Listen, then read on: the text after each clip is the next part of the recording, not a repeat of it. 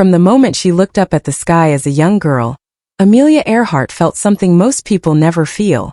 A quiet pull, a whisper that said she was meant to soar. In the early 1900s, the world was not kind to girls who dreamed of flying. Airplanes were new, dangerous, and almost always piloted by men. But Amelia wasn't like most girls. She wasn't afraid of being called strange or bold. She was afraid of one thing only, living a life that never touched the clouds. Amelia Mary Earhart was born on July 24, 1897 in Atchison, Kansas. She grew up climbing trees, racing her friends, and reading adventure stories about brave women who didn't wait for permission to live freely. While most little girls were given dolls, Amelia collected newspaper clippings of successful women who broke barriers. Deep down, she already knew she wanted to be one of them. Her childhood wasn't easy. Her father struggled with alcoholism and jobs came and went.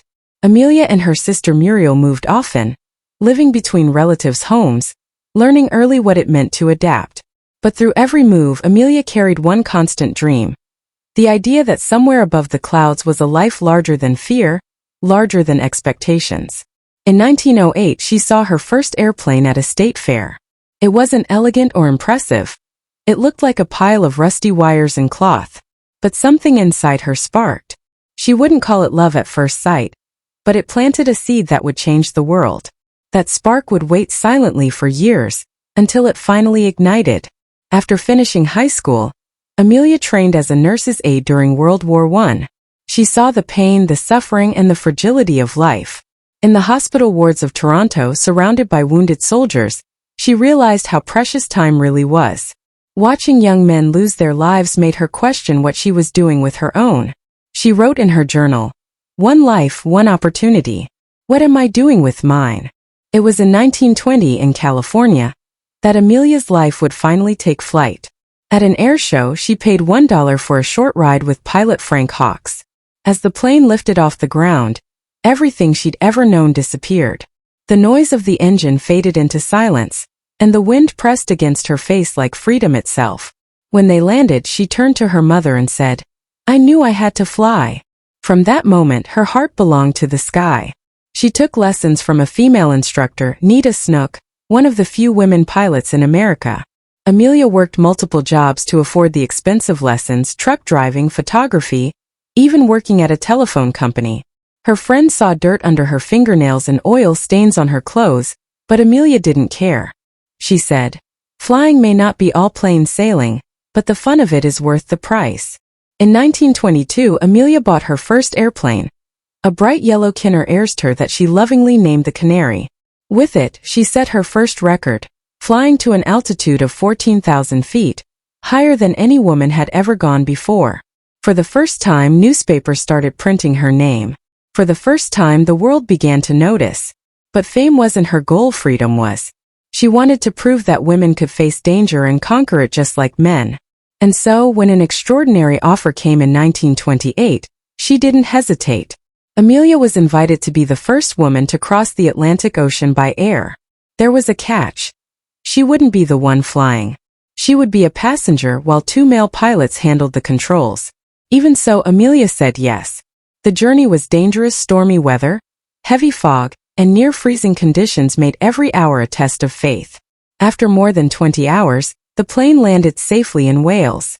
Reporters greeted her with applause and headlines around the world read, "Amelia Earhart, the first woman to cross the Atlantic by air."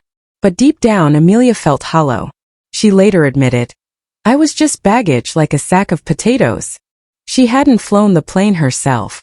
She had tasted success, but it wasn't hers. That moment became her fuel. She promised herself, one day she would do it again on her own terms. In the years that followed, Amelia worked harder than ever. She became a symbol of independence, not just in aviation but in life. She gave speeches encouraging young women to follow their dreams, no matter what people said. Women, she would tell them, must try to do things as men have tried. When they fail, their failure must be but a challenge to others. She wrote books, inspired crowds, and refused to be defined by gender or fear. She wore pants when most women still wore dresses. She cut her hair short, drove fast cars, and chased lightning storms just to feel alive. She was more than a pilot, she was an idea. She was proof that courage could be quiet and relentless at the same time. By 1932, Amelia was ready. The world had seen her cross the Atlantic once, but now she wanted to do it alone. The same journey that had made her famous would now test every ounce of her strength. On May 20, 1932, Amelia climbed into her red Lockheed Vega 5B in Newfoundland, Canada. Her destination, Paris, France. Her goal, to become the first woman, and only the second person in history, to fly solo across the Atlantic Ocean. The night was cold and heavy with fog. Her plane carried extra fuel, but little comfort. The radio barely worked. Ice began forming on the wings. The engine sputtered. She fought the stick, the wind, and her own exhaustion. At one point her altimeter failed. The plane dipped dangerously close to the waves. Alone over the black Atlantic, Amelia whispered to herself, "Courage is the price that life exacts for granting peace." After 14 hours and 56 minutes, Amelia spotted the green fields of Northern Ireland. She had made it, not to Paris, but she didn't care. The world erupted in celebration. Headlines called her the Queen of the Air. For the first time, Amelia truly felt she had earned her wings. From that day on, she was unstoppable.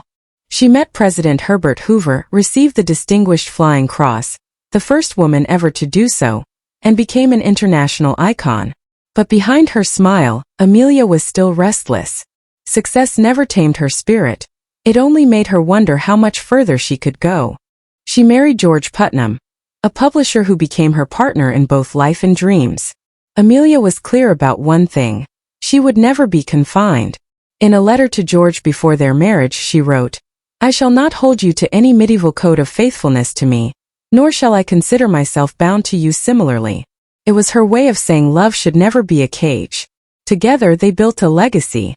George promoted her flights, books, and speeches, while Amelia pushed the boundaries of aviation. She set new records for speed and altitude. But there was one dream left: a flight around the world. It would be her greatest challenge yet. In 1937, Amelia began preparing for her most ambitious journey: to circle the globe at the equator, the longest possible route. She chose the sleek Lockheed Electra 10E, and her navigator Fred Noonan. The journey would cover over 29,000 miles. It would test not only her skill but her spirit. The first attempt ended in a crash during takeoff in Hawaii. Many would have given up. Amelia didn't. She rebuilt, repaired, and tried again. On June 1, 1937, she and Noonan took off from Miami, their plane shimmering like silver in the sun. Over the next month, they traveled across South America, Africa, India, and Southeast Asia. Everywhere she went, she inspired crowds, especially young girls who looked up at her as if she carried their dreams in her cockpit. By July 2, 1937, Amelia and Noonan reached La New Guinea, 22,000 miles into the journey, with just 7,000 to go. Their next stop was Howland Island, a tiny strip of land in the vast Pacific Ocean. It was supposed to be a routine leg of the trip. It wasn't. That morning she took off into cloudy skies. Radio contact was poor. Fuel was running low. Somewhere over the Pacific, Amelia's voice came through the static. "We are on the line 157 to 337. We will repeat this message. We are running low on fuel." Then silence. The world waited. Ships and planes searched thousands of miles of ocean. But Amelia Earhart and Fred Noonan were never found. The woman who had spent her life chasing horizons had vanished into one. The news shocked the world. Some wept. Others refused to believe she was gone. The mystery of her disappearance became one of the greatest unsolved stories of the century. Even today, theories swirl. Crash at sea, captured, survived on an island. But the truth remains hidden beneath the waves. Yet maybe that's how Amelia would have wanted it. Her story was never meant to end neatly. It was meant to live on in the wind, in every person who dares to look up and wonder what lies beyond the clouds. Because Amelia Earhart was never just a pilot. She was courage with wings. She showed the world that fear is not an enemy but a compass. That the sky doesn't belong to men or women. It belongs to those who dare to rise. She once said, "The most effective way to do it is to do it." And she lived by those words every single day. She broke records, but more importantly, she broke limits. The invisible ones built by doubt and tradition. Today, when a plane cuts through the sky, when a young girl looks up and whispers, "I want to fly," that's Amelia's spirit passing by.